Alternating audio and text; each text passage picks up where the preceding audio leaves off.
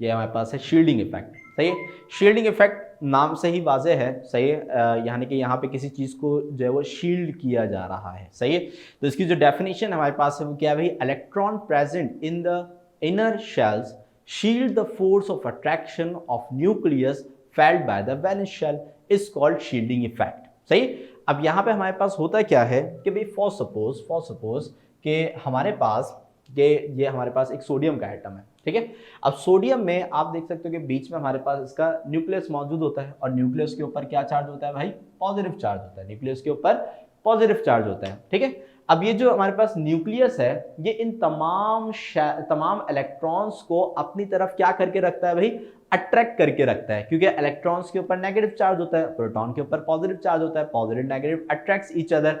सही, तो यहाँ पे हमारे पास क्या होता है कि तमाम जो हमारे पास इलेक्ट्रॉन्स हैं, सही है, ये न्यूक्लियस की तरफ क्या होते हैं, अट्रैक्टेड होते हैं।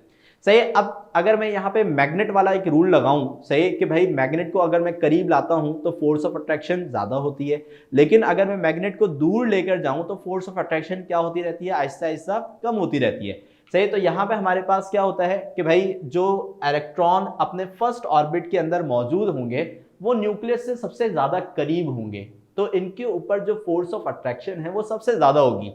फिर अगर हम बात करते हैं सेकंड शेल के अंदर मौजूद जो इलेक्ट्रॉन्स हैं उनकी, तो इनके ऊपर जो फोर्स ऑफ अट्रैक्शन है वो फर्स्ट शेल के मुकाबले में क्या होगी, कम होगी, और सबसे कम जो है वैलेंस इलेक्ट्रॉन्स के ऊपर होंगी, यानी कि वो इलेक्ट्रॉन जो हमारे सबसे आखिरी शेल के अंदर मौजूद होते हैं उनके ऊपर जो क्या नाम है फोर्स ऑफ अट्रैक्शन है वो सबसे ज्यादा क्या होगी, कम होगी।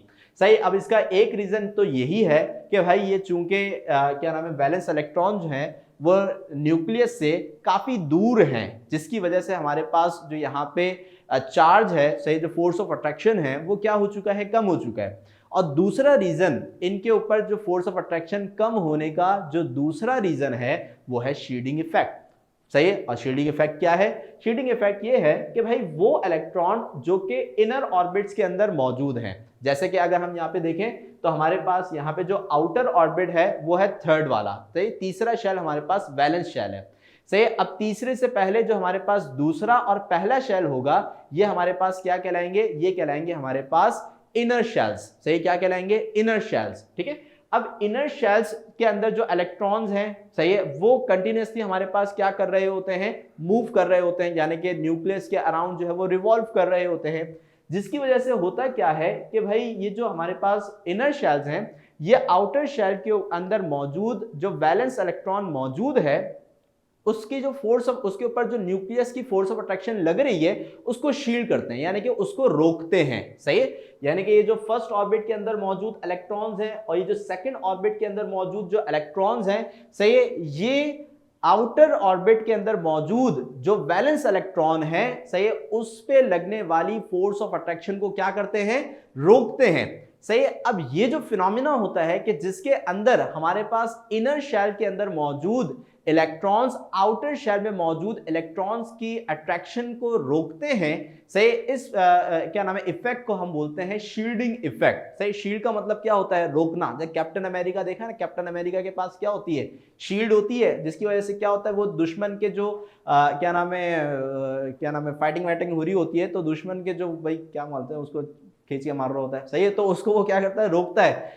सही, तो दुश्मन का जो भी हमारे पास फोर्स वो अप्लाई करता है तो उसको वो रोकता है, शील्ड करता है, रोकना। सही, तो इसी वजह से जो यहाँ पे हमारे पास सोडियम है, सोडियम का जो एटम है इसके अंदर मौजूद जो न्यूक्लियस है, तो न्यूक्लियस का जो हमारे पास फोर्स ऑफ अट्रैक्शन यहाँ पे इस वैलेंस इलेक्ट्रॉन पे लग रही है उसको रोकता कौन है, इनर ऑर्बिट में मौजूद इलेक्ट्रॉन्स। सही, यानी कि रोकने का मतलब क्या होता है, इसको शील्ड करता है। सही, जिसकी वजह से आउटर ऑर्बिट पे मौजूद जो वैलेंस इलेक्ट्रॉन है उस पे जो न्यूक्लियर चार्ज है वो कम हो जाता है। इस इफेक्ट को हम कहते हैं शील्डिंग इफेक्ट। सही, अच्छा भाई, तो अब यहाँ पे यही हमारे पास इसकी डेफिनेशन भी लिखी है भाई। सही है, electron present in the inner shell, यानी कि वो इलेक्ट्रॉन जो कि कहाँ मौजूद होते हैं, इनर शेल्स के अंदर मौजूद होते हैं। सही, इनर शेल्स के अंदर मौजूद होते हैं, वो शील्ड करते हैं, यानी कि रोकते हैं, किसको, फोर्स ऑफ अट्रैक्शन को। किसकी फोर्स ऑफ अट्रैक्शन को, न्यूक्लियस की फोर्स ऑफ अट्रैक्शन को। सही,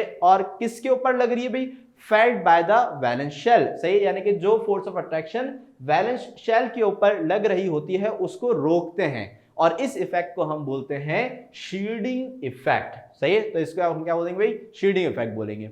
सही, तो इसकी वजह से न्यूक्लियर अट्रैक्शन वैलेंस इलेक्ट्रॉन के ऊपर क्या हो जाती है, कम हो जाती है।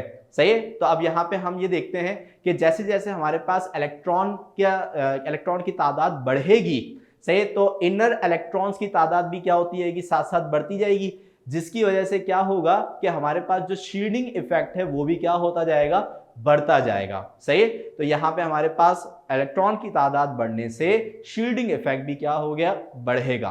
क्लियर है बात यहां पे? तो भाई हाँ, इसके अंदर कोई भी क्वेश्चन है तो जल्दी से पूछ लें। शील्डिंग इफेक्ट में कोई क्वेश्चन है तो जल्दी से पूछ लें। वाली बात क्लियर हो गई? ओके गुड, सही है, ठीक है। अब आगे देखते हैं भाई इसका जो ग्रुप पैटर्न, ग्रुप और पीरियड के अंदर जो पैटर्न होगा। ठीक है, तो अब भाई सिंपल है कि अगर हमारे पास एटॉमिक नंबर बढ़ेगा तो नंबर ऑफ इलेक्ट्रॉन भी बढ़ेंगे, नंबर ऑफ इलेक्ट्रॉन बढ़ेंगे तो शील्डिंग इफेक्ट भी क्या हो जाएगा भाई, बढ़ जाएगा। सही है, तो अगर हम यहाँ पे फ्रॉम ग्रुप के अंदर from top to bottom move करते हैं, तो फ्रॉम टॉप टू बॉटम हम अगर एटॉमिक नंबर्स को देखें तो ये इंक्रीज हो रहे हैं। सही, आप देखो यहाँ पे 1 3 11 19 37 55 87, तो एटॉमिक नंबर हमारे पास क्या हो रहे हैं, यहाँ पे इंक्रीज हो रहे हैं। सही, तो यहाँ पे एटॉमिक नंबर इंक्रीज होने की वजह से क्या हो रहा है कि भाई इलेक्ट्रॉन्स की तादाद भी बढ़ती जाएगी। अगर इलेक्ट्रॉन्स की तादाद बढ़ेगी, सही, तो उसके अंदर हमारे पास क्या होगा कि शील्डिंग इफेक्ट भी बढ़ता जाएगा।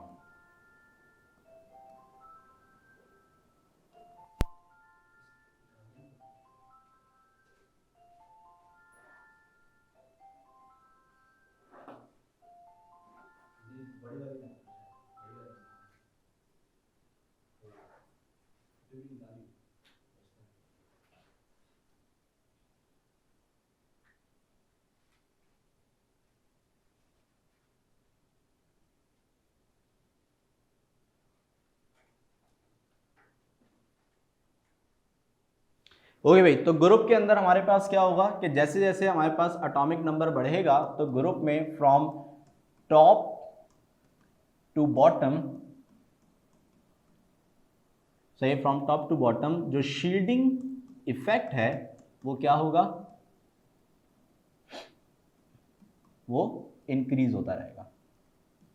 सही, शील्डिंग इफेक्ट इंक्रीज होता रहेगा। ठीक है, अच्छा, अब इसी तरीके से अगर हम पीरियड में आगे की तरफ मूव करेंगे, ठीक है, तो पीरियड में अगर हम आगे की तरफ मूव करेंगे तो भाई पीरियड में हमारे पास जो वो है, हमारे पास क्या बोलते हैं, शेल है, सही, वैलेंस शेल है, वो तो सेम रहेगा, लेकिन इसके अंदर इलेक्ट्रॉन जो एटॉमिक नंबर है वो बढ़ता रहेगा। अब एटॉमिक नंबर बढ़ने की वजह से क्या होगा कि न्यूक्लियर चार्ज ऑटोमेटिकली इंक्रीज होता रहेगा, और अगर न्यूक्लियर चार्ज इंक्रीज होगा तो शील्डिंग इफेक्ट डिक्रीज हो जाएगा। सही है, शील्डिंग इफेक्ट क्या हो जाएगा, डिक्रीज हो जाएगा। सही है, तो अगर हम इसके पीरियड के ट्रेंड को देखते हैं, सही है, तो फ्रॉम लेफ्ट टू राइट हमारे पास जो शील्डिंग इफेक्ट है वो क्या होगा, डिक्रीज होगा। सही है, क्योंकि हमारे पास जो शेल है वो तो सेम ही रहेगा ना। सही, शेल तो हमारे पास क्या रहेगा, सेम ही रहेगा। अब सेम शेल में रहते हुए नीचे जो हमारे पास जो न्यूक्लियर चार्ज है वो खुद ब खुद इंक्रीज होता रहेगा। अब अगर न्यूक्लियर चार्ज इंक्रीज होगा तो जो शील्डिंग इफेक्ट है वो हमारे पास क्या होता रहेगा, डिक्रीज होता रहेगा। ठीक है भाई, तो यहाँ पे इसको अगर इसके अंदर कोई क्वेश्चन है तो जल्दी से पूछ लें, फिर हम अपनी लास्ट प्रॉपर्टी जो है वो स्टार्ट करेंगे, फिर हमारी क्लास जो है यहाँ पे एंड हो जाएगी। सही है, इसके अंदर कोई क्वेश्चन तो नहीं है?